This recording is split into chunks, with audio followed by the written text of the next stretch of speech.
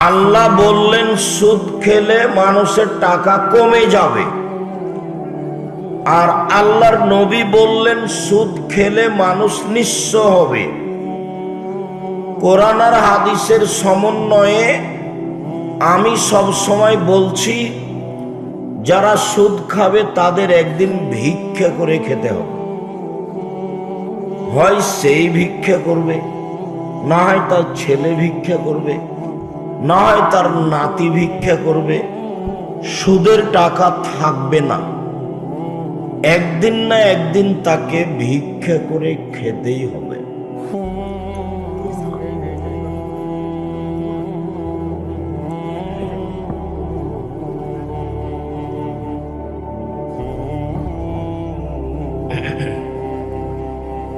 তো আল্লাহ তাআলা বললেন সুদ মানুষের টাকাকে কমিয়ে দেয়, এটা আল্লাহ বললেন। আর আল্লাহর নবী বললেন সুদ খেলে মানুষ নিঃস্ব হয়। তো কোরআন হাদিসের সমন্বয়ে আমি বললাম যে যারা সুদ খায় তারা একদিন কি করে খাবে? ভিক্ষা করে খাবে। এই টাকা থাকবে না। সুদের ফলাফলে সব টাকা কিছু মানুষের হাতে চলে যাবে, আর সুদের ফলাফলে পৃথিবীর সব টাকা পৃথিবীর কিছু দেশে চলে যাবে, বাকি দেশগুলি দেউলিয়া হয়ে যাবে। এইটা হলো সুদের ফলাফল। সম্মানিত দিনী ভাই বোন, এইবার চলেন আল্লাহর নবী একটু হালাল রুজি সম্পর্কে কি বলেন। আবু হুরায়রা রাদিয়াল্লাহু তাআলা আনহু বলেন, এই ছেলেরা, জায়গা সংকীর্ণ, জায়গার তুলনায় উপস্থিতি অনেক বেশি। অতএব প্রথমে আমরা আপনাদেরকে অনুরোধ করি, আপনারা যে যেখানে আছেন, দাঁড়িয়ে হোক বসে হোক, কষ্ট করে হলেও কিছুক্ষণ কথা শুনবেন। 10 মিনিট শুনে হাঁটতে থাকবেন। এই নোংরা আচরণ দেখাবেন না, আর এখন কোনো কাজ করবেন না। মহিলাদের জায়গা মহিলাদের তুলনায় একেবারেই কম। যারা আপনারা দিনী বোনেরা আছেন, সম্ভব হলে বসেন, সম্ভব না হলে এক পাশে দাঁড়িয়ে কিছুক্ষণ কথা শোনেন। আপনাদের আমরা কিছু না কিছু উপকার করবই করব ইনশাআল্লাহ। তার মধ্যে একটা কথা বলে রাখি। এই মেয়ে, কথা বলছো কেন? বলছি আমি যে চুপ থাকো, কথা বলছো কেন? মেয়ে মানুষ, শরম করো না কেন? শরম বেঁচে খেয়েছো? লজ্জা করো না কেন? লজ্জা শরম বেঁচে খেয়েছো নাকি? ঢং ঢং করে কথা বলতে বলতে এসেছো, আবার ঢং ঢং করে কথা বলতে বলতে চলে যাও কেন? তোমাদের পিতা কঠোর হাতে তোমাদের দেখাশোনা করে না? তোমাদের স্বামীরা কঠোর হাতে তোমাদের দেখাশোনা করে না? মুখ বন্ধ রাখো। কাউকে কিছু বলতে হলে হাতের ইশারায় বলবা, একবারে টোটালি মুখ বন্ধ রাখো। দেখো, আব্দুর রহমান আউফ বলছেন যে আল্লাহর নবী বলেছেন, ইন্নাল মারআতা ইযা সাল্লাত খামসাহা, নিশ্চয়ই মহিলারা যখন 5 ওয়াক্ত সালাত আদায় করে, অসামাত শাহরাহা, রমজান মাসের সিয়াম পালন করে, ও আতাদ বালাহা, স্বামীকে মেনে চলে, অহাসানাত ফারজাহা, জেনায় লিপ্ত হয় না, ফালতাদখুল মিন আইয়ি বাব মিন আবওয়াবিল জান্নাহ শাহ, তখন ও জান্নাতের যে কোনো দরজা দিয়ে ঢুকতে পারবে। কথা তো আমি বলিনি, কথা মুহাম্মদ সাল্লাল্লাহু আলাইহি সাল্লাম বলেছেন। 1, 5 ওয়াক্ত সালাত, 2, রমজান মাসের সিয়াম, 3, স্বামীকে মেনে চলা, তিতা লাগলেও মানতে হবে, মিঠা লাগলেও মানতে হবে। আপনি বলছেন যে আমার স্বামীর মুখ খুব খারাপ, সেই জন্য তাকে মানতে, তার সাথে বসতে উঠতে ভালো লাগে না। সপ্তাহ যায়, মাস যায়, তার সাথে কথা বলেন না। খাওয়ার পানি বলেন মেয়েকে তোর বাপকে খাওয়ার দিয়াই, বৌমাকে বলেন তোমার শ্বশুরকে পানি দিয়ে আসো। আর আপনি কোনো সময় পানি নিয়ে গেলেও থপস করে এভাবে দিয়ে হেঁটে চলে যান। তো এইটা তো হবে না। আপনি সংসার খোলা করে নেন, আপনার পূর্ণ অধিকার আছে। কাজী সাহেবের কাছে গিয়ে আপনি খোলা তালাক করে নেন, আর এক জায়গায় বিবাহ বসেন, কোনো সমস্যা নেই, পূর্ণ অধিকার আছে। স্বামী যেমন তালাক দিতে পারে, আপনিও তেমন খোলা তালাক নিতে পারেন। এই সংসারে থাকলে কথা বলেই থাকতে হবে, এই সংসারে থাকলে তাকে মেনেই চলতে হবে, এ কথাই ঠিক। নারীরা যখন 4টা কাজ করে, 1 5 ওয়াক্ত সালাত, 2 রমজান মাসের রোজা, 3 স্বামীকে মেনে চলা, 4 জেনায় লিপ্ত না হওয়া, তখন তার জন্য সব দরজা খোলা। এই কথা তো আমরা বলিনি, এই কথা মুহাম্মদ সাল্লাল্লাহু আলাইহি সাল্লাম বলেছেন। স্বামীকে মেনেই নিতে হবে। যতবার জান্নাতের কথা এসেছে, ততবার কথার সাথে স্বামী জড়িয়ে আছে।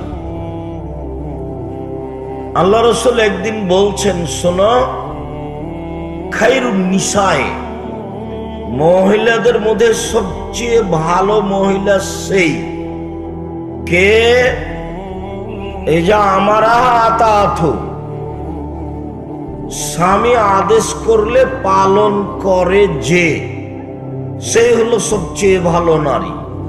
2, ওয়াইদা নাজারা ইলাইহা সাররাতু, স্বামী কথা বললে হাসি মুখে বলে। ওয়াইজা গাবা আনহা হাফেজাতু, স্বামী বাড়িতে না থাকলে নিজেকে কন্ট্রোলে রাখে, মোবাইলে কারো সাথে গল্প করে না, জেনায় লিপ্ত হয় না, স্বামীর অবর্তমানে মোবাইল ব্যবহার করে না।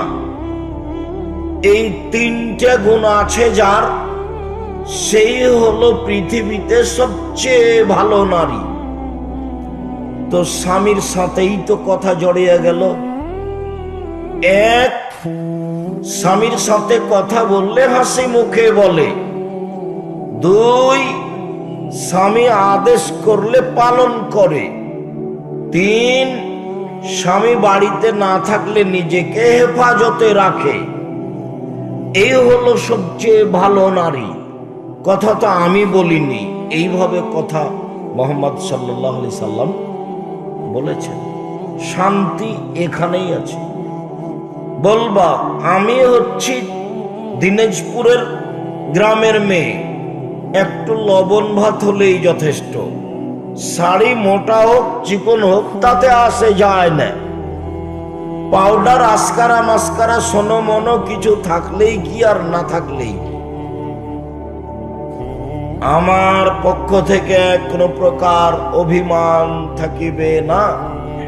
অভিমান মানে এই রোজা ঈদে তুমি একটা আমাকে শাড়ি দিবা, তার নাম অভিমান। কুরবানি ঈদে তুমি আমাকে একটু স্বপ্নপুরী নিয়ে যাও, তার নাম অভিমান। তো যখন এইটা হবে না, ওইটা হবে না, অভিমান যখন 2-1টা হবে না, তখন শয়তান ওকে বলিয়ে নেবে, বল বল বল, তোর স্বামীকে বল যে তুমি আমার কোনো কথাই মানো না। তুমি তো একটা শাড়ি দেওনি, তুমি তো আমাকে স্বপ্নপুরী নিয়ে গেলে না। স্বপ্নপুরীর মুখের উপরে ছবি আছে, ওখানে যাবেন কিভাবে? মূর্তি আছে। আমার তো টয়লেট পেপার পেশাব পায়খানার জন্য যাব না আমি। যদি পেশাবের প্রয়োজন লাগে ওখানে যাব না, অন্য জায়গায় যাব, খানিক দেরি করে কোন রকম কষ্ট করে পার হয়ে যাব। তোমার যাওয়া কেমনে সাজে? মানুষের বিবেক বিবেচনা পশুর মতো হয়ে যাবে, মানে থাকবে না। আল্লাহ নবী বলছেন সেদিন তোমাদের কি হবে, যুগের কি হবে। সেদিন তোমাদের কি হবে, যুগের কি হবে। সমাজে যেদিন কোনো মানুষের বুদ্ধি বিবেচনা থাকবে না, সবাই যেদিন আগাছা ঘাস হয়ে যাবে, ঘাস। ধান গাছ রাখে আর মানুষ কি গাছ উঠিয়ে ফেলে? ঘাস উঠিয়ে ফেলে। আল্লাহ নবী বলছেন মানুষ যেদিন ঘাস আগাছা হয়ে যাবে, সেদিন তোমাদের কি হবে, যুগের কি হবে। যেদিন মানুষ ওয়াদা অঙ্গীকার পূর্ণ করবে না, সেদিন তোমাদের কি হবে, যুগের কি হবে। যেদিন মানুষের মতবিরোধ এইভাবে বেড়ে যাবে, ডান হাতের আঙ্গুল যেমন বাম হাতের আঙ্গুলের মধ্যে ঢুকে গেল, কেউ কারো কথা মানবে না, বড় ছোট কেউ কারো কথা মানবে না। মসজিদে মারামারি, মাদ্রাসাতে মারামারি, রাস্তাঘাটে মারামারি, কেউ কাউকে মানে না। সেদিন তোমাদের কি হবে, সেদিন যুগের কি হবে। আল্লাহ রাসূল যখন বললেন তখন সাহাবীরা বলেন তাহলে কি করব বলেন, আপনি যে এভাবে বলছেন বলেন কি করতে হবে। বলছে এক, মুখখান বন্ধ রেখো, মুখখান খুলিও না। দুই, বাড়িতে থেকো, স্বপ্নপুরী যায়ও না। স্বপ্নপুরী কিন্তু হাদিসে নাই, এটা আবার তোমরা উল্টা বুঝিও না। বাড়িতে থেকো। ওইরকম শিক্ষা সফরের কোনো দাম নেই। যেই শিক্ষা সফর ছবি দিয়ে পূর্ণ, যেই শিক্ষা সফর পিকনিক দিয়ে পূর্ণ, যেই শিক্ষা সফর গান বাজনা বাদ্যযন্ত্র দিয়েই পূর্ণ, যেই শিক্ষা সফর নোংরামি ছেলে মেয়ে দিয়ে পূর্ণ, যেই শিক্ষা সফর পাপ দিয়ে পূর্ণ, গুনাহ দিয়ে পূর্ণ, সেটা কোনোদিন শিক্ষা সফর হতে, ওটা শয়তানি সফর। ওটা হলো শয়তানি সফর, ওটা ইবলিশ দিয়ে চালাই। ইবলিশ বলে চল চল এভাবে কর, এভাবে কর, বেটা ছেলে বেটি ছেলে ছবি তোল। এরা তো বোকা মানুষ, বুঝতে পারে যে ইবলিশ করছে এগুলো। যখন ছবি উঠে তখন ইবলিশ বলে ঠিক আছে ঠিক আছে ঠিক আছে। তো সব বোকা মানুষ, সব মাথাতে গোবর আছে। বুঝেও বুঝে না ওরা, অন্তর আছে বুঝে না, দেখেও দেখে না ওরা, চক্ষু আছে দেখে না, শোনেও শোনে না ওরা, কান আছে শোনে না। উলাইকা কালানাম, তারা পশু প্রাণীর মতো, তারা গরু ছাগলের মতো, তারা কুকুর শ্রীগলের মতো। বালহুম আযাল, বরং তার চেয়ে খারাপ। মানুষ কুকুর শ্রীগালের চেয়ে খারাপের কথা আল্লাহ বলছে। এইটা আবার দিনাজপুর মানে, দিনাজপুর মানে কি বলতে চাইলেন? দিনাজপুর মানে বলতে চাইলাম যৌতুক ছাড়া ছেলেরা বিবাহ করে না, বাপে বিবাহ দেয় না, তো তোমরা বাপ বেটা ভিক্ষা করে খাবা। এই বোকা ছেলে, তোমার বাপ কাপুরুষ, তোমার বাপকে আমি ঘৃণা করি, তোমার বাপকে আমি ঘৃণা করি, তোমার বাপ ভিক্ষা করে খেতে পারে না। মানুষের টাকা নিবে কেন বাপ বেটা? মানুষের টাকা নিবে কেন? 24 ঘন্টার মধ্যে টাকা ফেরত দিবা। লজ্জা হয় না যে তোমার বাপের মুখের দিকে তাকিয়ে দেখো মুখখান কালো? আমাকে বলো দেখি, আমার বাপ যেদিন মারা গেছে মাটি দিয়ে এসে জমি ভাগ করেছি, তারপরে ভাত খেয়েছি। যদি জমি আমি হালকা হালকা চিনি, আমার ছোট ভাই চিনেই না, আজও চিনে।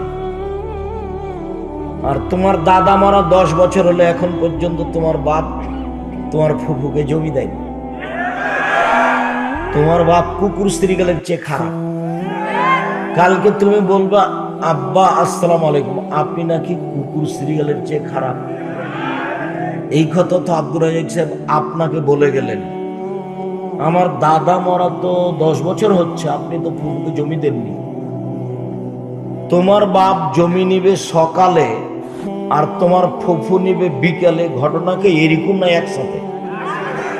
তো সকাল বিকালই যদি না চলে তাহলে 10-12 বছর চলে কি করে? তোমার বাপ কি মনে করছে যে তোমার ফুফুর ভাগ্য দিয়ে খাবে, না তোমার বাপ নিজে ভাগ্য নিয়ে এসেছে? তোমার বাপ কি মনে করছে যে আমার ছেলের ওর ফুফুর ভাগ্য দিয়ে খাবে? না তোমার বাপ মনে করে যে তোমাদেরও ভাগ্যে কিছু লেখা আছে? না কি মনে করো? জমি দেয়নি কেন তোমার বাপ? তোমার বাপ কুকুর শ্রীগালের চেয়ে খারাপ, পশু প্রাণীর চেয়ে খারাপ। আগামীকাল সন্ধ্যা হতে হতে খাট খাটলা, চকি বস্ত্র, চেয়ার আলমারি, মোটর সাইকেল, টাকা পয়সা সব ফেরত দিবা। ভিক্ষা করে খাবা কেন? বাপের জমিদারি আছে, জমি ভাড়া দিয়ে খাও, যাকে লিজ বলে। যাকে কি বলে? লিজ বলে। ওই বন্দুক দেওয়া হারাম। বন্দুক বুঝেন নাকি? কট দেওয়া, বন্দুক দেওয়া হারাম। লিজ দেওয়া যায়। বাপের জমিদারি আছে, জমি কট দিয়ে লিজ দিয়ে খাও, চাষাবাদ করে খাও, দিন মজুরি করে খাও, সবচেয়ে ভালো কাজ। সারাদিন কাজ করবো, 600 টাকা পাবো, সন্ধ্যায় চাউল কিনবো, তরি তরকারি কিনবো, আহাল পরিবার নিয়ে খাবো, মরে গেলাম, শেষ। ঝামেলা কিছু নেই। 5 ওয়াক্ত সালাত আদায় করবো, হালাল রুজি করার জন্য নগদ জান্নাত। বিচারের মাঠে ওটা ঝামেলা বহন করা লাগবে না। আর যদি টাকা উপার্জন করতে, হ্যাঁ টাকা উপার্জন করবো অসহায় মানুষকে দেওয়ার জন্য, জান্নাত কিনে নিব। জান্নাত কি করব? কিনে নিব। টাকা দিয়ে জান্নাত কিনে নিব। কিভাবে? পয়সা বেশি উপার্জন করব, ঘুমের ঘরে ব্যবসা করব, হালাল ব্যবসা। আল্লাহ নবী বলেছেন, সত্যবাদী ব্যবসায়ীরা নবীগণের সাথে থাকবেন জান্নাতে। তা আমি টাকা উপার্জন করব কোটি কোটি, কার জন্য? অসহায় মানুষের জন্য। অসহায় মানুষ, তোমার শ্বশুর বলেন তোমাকে নাকি খুশি হয়ে মোটরসাইকেল দিয়েছে, তোমার শ্বশুরের চরিত্র দেখবা। তোমার শ্বশুরের কাছে যদি ভিক্ষুক এসে বলে 5 টাকা, মাফ করো, মাফ করো, মাফ করো, তোমার শ্বশুরের হলো নোংরা আচরণ, ওইভাবে সাড়া দিও না। ওটা আমাকে ছাড়াও ভালো লাগে না, কেননা তোমার বাপের চরিত্র এটা তুমি খুব ভালোভাবে জানো।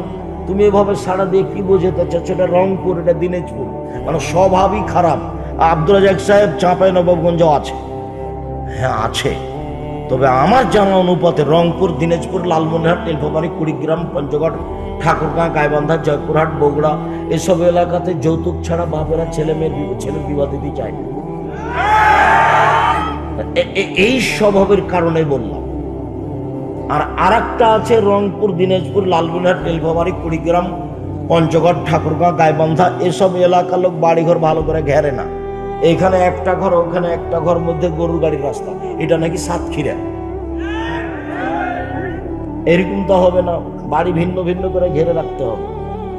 হয় ইট দিয়ে ঘেরতে হবে, নাহলে চট ছাড়া দিয়ে ঘেরতে হবে। বাড়ির দরজাই নেই তো সালাম দিবেন কি করে? বাড়ির তো দরজাই নেই তো সালাম দিবেন কি করে? আমি সবচেয়ে গরিব মানুষের বাড়ি দেখিয়েছি, বলেন তো কার? আবু হুরায়রা রাদিয়াল্লাহু তাআলা আনহু। যেদিন আবু হুরায়রা রাদিয়াল্লাহু তাআলা আনহু বললেন, তার আগের বাক্য বলি। আবু হুরায়রা রাদিয়াল্লাহু তাআলা আনহু বলেন, আমাকে কোনো মানুষ মানুষই মনে করে না। আমি ক্ষুধার কারণে মসজিদে নববীতে পেটটা চাপা দিয়ে পড়ে থাকি, মানুষ আমার গায়ের উপরে পা দিয়ে চলে যায়, মানুষ আমাকে কেউ মানুষই মনে করে না। তো আমার যখন খুব ক্ষুধা হয়, তখন আমি কাউকে বলি, আপনি কি এ হাদিস জানেন? এ হাদিস জানেন? কেন বলি? কোন ফাঁকে যদি আমাকে বলে, আবু হুরায়রা তুমি তো হাদিসের কথা বলছো, তো তুমি কি আজ কিছু খেয়েছ? তখন আমি বলবো না। তাহলে যদি আমাকে খেতে নিয়ে যায়, আমি এই আশায় খুব ক্ষুধা লাগলে একে একে গিয়ে বলি যে আপনি কি এ হাদিস জানেন। আমি সরাসরি বলি না যে আমার ক্ষুধা লেগেছে। তা আমাকে মানুষ মানুষ মনে করে না, মানে একেবারেই গরিব মানুষ। সেই মানুষটা একদিন আল্লাহ নবীকে বলছেন, আল্লাহর নবী, আমার মা আপনাকে খুব গালি দেয়, তা আপনি একটু আমার মায়ের জন্য দোয়া করেন তো। আল্লাহ রাসূল বলছেন, আল্লাহুম্মা হদি উম্মা আবি হুরায়রা, আল্লাহ তুমি আবু হুরায়রার মাকে হেদায়েত দান করো। তো এই কথা শুনে আবু হুরায়রা রাদিয়াল্লাহু তাআলা বাড়িতে আসছেন। তো বাড়িতে এসে দেখছেন যে দরজা বন্ধ। এই দেখো, প্রথমে আমি কি দেখালাম? আবু হুরায়রা এরা হলো গরিব মানুষ। বুঝাতে পারিনি কথা, মনে হয় নাকি? হাদিস তো বুখারী মুসলিম। আবু হুরায়রা কেমন মানুষ দেখালাম? গরিব মানুষ। এবার আবু হুরায়রা বাড়িতে এসে দেখছেন কি দরজা বন্ধ, তাহলে দরজা বাহির দরজা আছে। রংপুরে এমন কোন পরিবার নাই যেটা আবু হরাইরার চেয়ে গরিব হতে পারে। দিনাজপুরে এমন কোন পরিবার নাই যেটা আবু হরাইরার চেয়ে গরিব হতে পারে, অথচ দরজাই নাই। যুবক, তুমি কি করলে গো? কালকে গিয়ে বাড়িতে পিছন দিকে গর্ত খুঁড়বে, একটা 4 হাত 5 হাত, গর্তের উপরে 4-5টা 2-4টা বাঁশ কেটে এ করে দিবে, চাপিয়ে দিবে, ওটা চতুর্দিক দিয়ে ঘেরে দিবে, দিয়ে তোমার মাকে বলবে আম্মা পেশাব পায়খানা এখানে করবেন, আর বাইরে ভাবে যাবেন না। 1 2 আমি যা প্রত্যেকদিন 500 টাকা ইনকাম করি, 2 মাসের মাথায় আমি আপনাকে একটা নলকূপ টিউবওয়েল বসিয়ে দেবো, আপনি কোথাও যাবেন না। এটা দিনাজপুর, মানে অল্প নিচেই পানি, 300-400 ফুট লাগে না, 50-60 ফুট 70 ফুট পরেই পানি। কত আল্লাহর নিয়ামত। এটা দিনাজপুর। তারপরে আম্মা আমরা বাড়িটা আগে এ দিয়ে খেজুরের ডাল দিয়ে, সুপারি ডাল দিয়ে ঘেরি, চটছালা দিয়ে ঘেরি, পরে আমরা ইট দিয়ে ঘেরব। তুমি বাড়ি উপার্জন করে তোমার বাড়িটা আগে সাজাও। শ্বশুরের কাছে যৌতুক নিয়েছো, সাইকেল নিয়েছো কেন? ওটা হারাম, ওটা কাবিরা গুনাহ। ভিক্ষা করা টাকা দিয়ে চাউল কিনে ভাত খেয়ে ইবাদত কবুল হবে। ভিক্ষা করা টাকা দিয়ে চাউল কিনে ভাত খেয়ে ইবাদত কবুল হবে। ভিক্ষা অপছন্দ, তবে হারাম নয়। মানুষের সবচেয়ে উত্তম উপার্জন ব্যবসা, মানুষের উত্তম উপার্জন বাপের জমিদারি, মানুষের উপার্জন চাকরি বাকরি বৈধ, মানুষের উপার্জন দিন মজুরি সবচেয়ে ভালো। এইটা হলো উপার্জনের পথ। এইটাও যদি না থাকে তাহলে আবার নিচে নেমে যাব। নিচে নেমে গিয়ে কি করতে হবে? ভিক্ষা। ভিক্ষা করে খেলেও শ্বশুরের কাছে যৌতুক নিব না, এত কাপুরুষে জন্ম নিনি। তোমার তো একটা ঘৃণা থাকা দরকার। তুমি প্রত্যেক বছর শ্বশুরকে একটা লুঙ্গি কিনে দিবা। আপনি মেয়েকে কষ্ট করে লালন পালন করে আমার হাতে তুলে দিয়েছেন, আপনাকে কি উপঢৌকন দিতে পারি? একটা লুঙ্গি দিলাম, নেন, আসসালামু আলাইকুম।